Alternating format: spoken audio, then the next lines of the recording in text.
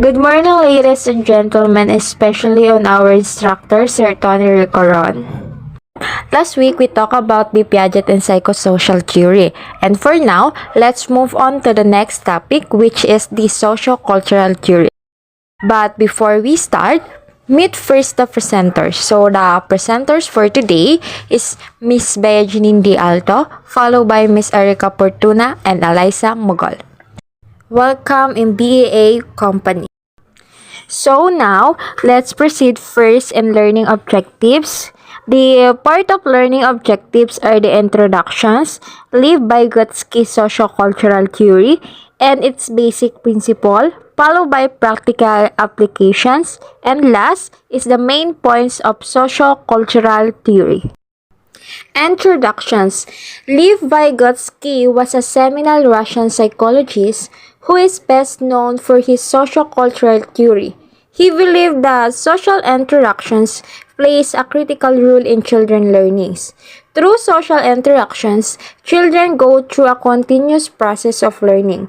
Vygotsky noted that cultural profoundly influenced this process. Imitations-guided learning and collaborative learning all play a critical part in his theory. As you can see, there's a pictures in our PowerPoint presentations, and he is Lev Vygotsky. I give a short recap for his life. Lev Vygotsky, born on November 1896 in Russia, law degree, Moscow University 1917, and 9 years ago, Lev Vygotsky considered as Moscow Institute of Experimental Psychology, Child Development, Educational Philosophy, and based on their 200 scientific articles, 10 books, various lecture and manuscript. And Lev Vygotsky died on June 1934. After that, let's go on the stages of sociocultural theory.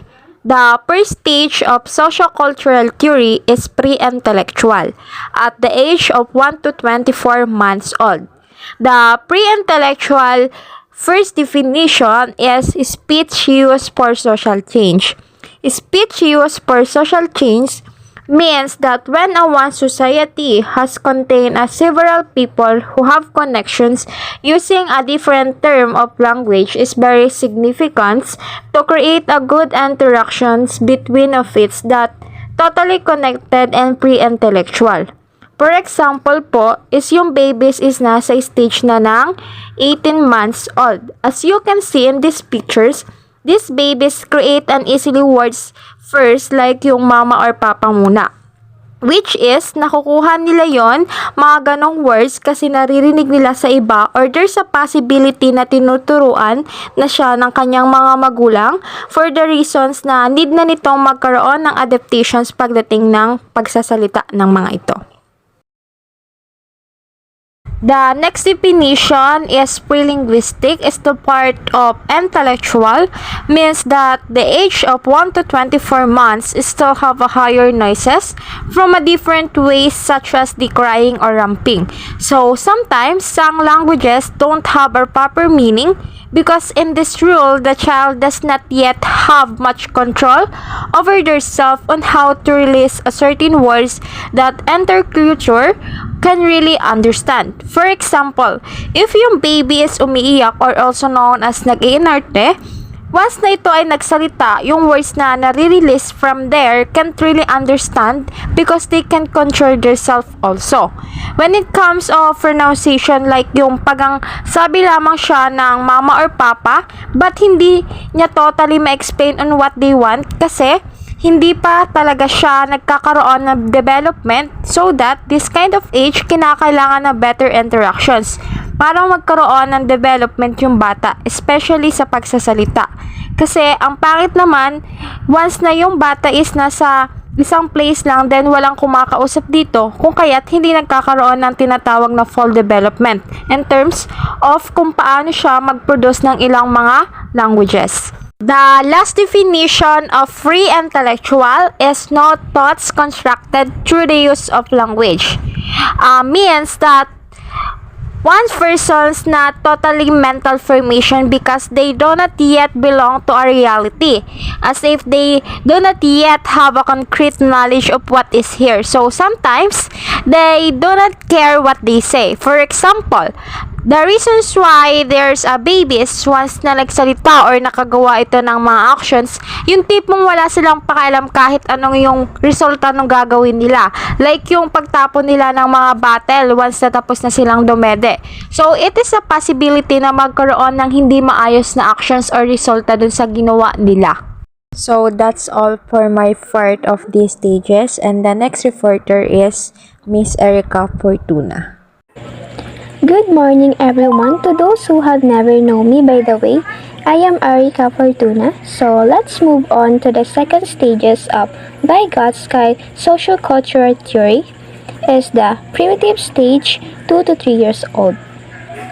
Processes are mental processes similar to animal, learned primarily through conditioning, closely approximating an early ancestral type.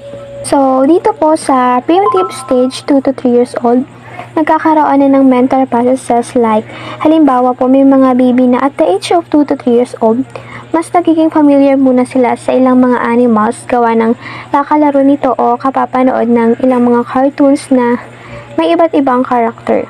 Then, after no, natutunan na nila ito, napapansin nyo po, diba? Pag kinakausap natin ang mga bata, kadalasan natin tinatanong sa kanila yung mga ganito like, ano English ng aso, ano English ng pusa. Then after no, nasasagot agad nila o nasasagot agad yung bata ng dog, o kaya pag tinanong natin ano English ng pusa, at agad nila masasagot ng cat.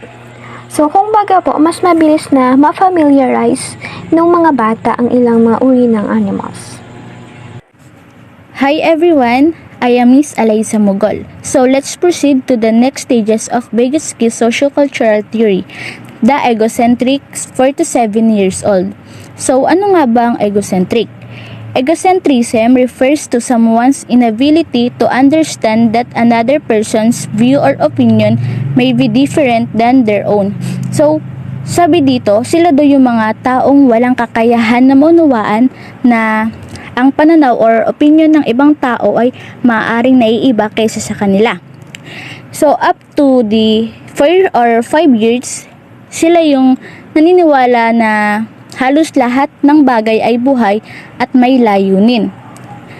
Then at this age naman, 5 to 7 years, ang mga bagay lamang na gumagalaw ang may layunin. So ang pagkakaiba dito sa age na ito ay yung 4 to 5 years daw, naniniwala yung mga bata na halos lahat ay buhay at may layunin.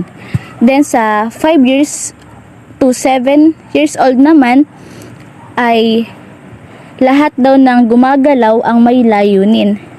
So, example ng egocentric. If one child wants very much for something to happen and it does, the child believes her or she caused it to happen. So, ang sabi dito, kung ang isang bata ay nagnanais na maganap ang isang bagay at nangyari iyon, naniniwala ang bata na siya ang sanhin nito. Then, the language helps control child behavior. So, alam naman natin lahat, 'di ba, na ang wika ay nakokontrol ang pag-uugali ng bata. So halimbawa dito, yung isang bata is gumawa ng kasalanan. Then napagsabihan siya ng nanay niya. Then yung pananaw ng bata is magbabago kasi dahil sa mga binigkas ng kanyang nanay. At dahil na nga sa bata pa siya is maiintindihan niya yun kung ano yung dapat niyang gawin. Then, children verbalize their thoughts while playing games, or yung binibigkas ng mga bata ang kanilang kaisipan habang naglalaro. Then at this age kasi 4 to 7 years, mga bata is mahilig sa laro, 'di ba? Then halimbawa dito is yung paglalaro ng holen. Halimbawa, pag halimbawa lang tayong word, kunwari is ikaw na yung, kunwari titira na siya, ganun. Then, babanggitin niya ng, uy, sa pool, ganun. Then, yun lang, that's all, thank you. Last stage of the sociocultural is the inner stages. When it comes to the inner stages, its first definition is the silently used to develop inner thoughts. This is where children who are moody, shy, or children who are prepared to be silent rather than cry out loud, that they themselves sometimes do not do the wrong actions. For example, there are some young people who prefer to just talk to themselves in the mirror because they are more comfortable here to express their thoughts or feelings that help them to think correctly and avoid bad behaviors. So here it is, the child is learn more to communicate with others. If I'm not mistaken, the 7 years are in a grade 1 as if they already have a lot of classmates. So they also cooperate in some activities through sports that cause it to no longer be shy and be able to build a self-confidence. With this kind of principle, the child is going through a process when it comes to a certain actions that take in order to develop a some informations or knowledge. Otherwise, the child becomes more active and knows a lot. He or she is playing, socializing to others, or watching a cartoons. From the word knowledge is not transfer passively, it's personally constructed that each child has their own ways to learn and sometimes they become the guide of their parents. So we are given the opportunity to learn because knowledge does not just transfer but there is process.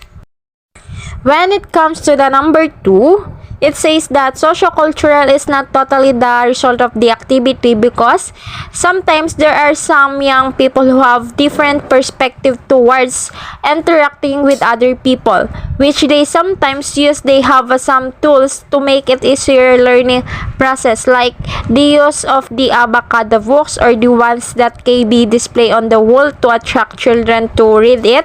Then the use of some toys that are animals and toys with their different shapes, which is helpful to provide innovative knowledge on them. Basic principles number 3. Language plays a central role in mental development. The most significant sociocultural tool is language, as it is used to teach and is vital in the process of developing higher psychological functions. So, dito po sa language plays a central role in mental development.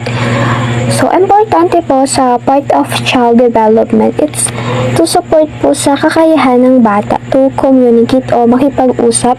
It's also po to support child ability to express and understand yung kanilang feelings. So, to communicate, to express, and emotional release. So, language po yung tool na ginagamit para turuan din natin ang mga bata at the age of 2 to 3 years old. So, dito po, we can support language development by talking a lot of child po and responding when a child communicates. Number 4, learning appears twice, first on the social level and later on the individual levels. First, between people enter psychology and then inside the child enter psychology. So, dito po yung napasok yung learning daw is nagkakaroon ng affairs from a different level. So that yung isang tao nagkakaroon ng pagbabago or developments from the adaptations and environments. Last basic principle, development cannot be separated from its social contents. This means that the learning environment must contain the type of people who would use this type of tools such as the concept, language, symbols, in natural way. So, pumapasok na po dito yung nagkakaroon na ng development. So that may ilang mga tao na ginagamit yung tools or ways para makapag-pronounce ng maayos na language. Like, ginagamit nila yung symbols and concept para sa natural way lamang. Main points of sociocultural development theory argues that cognitive abilities are socially guided and constructed. As such, cultures serve as mediator for the formation and development of specific abilities such as learning, memory, attention, and problem solving. That's all. Thank you.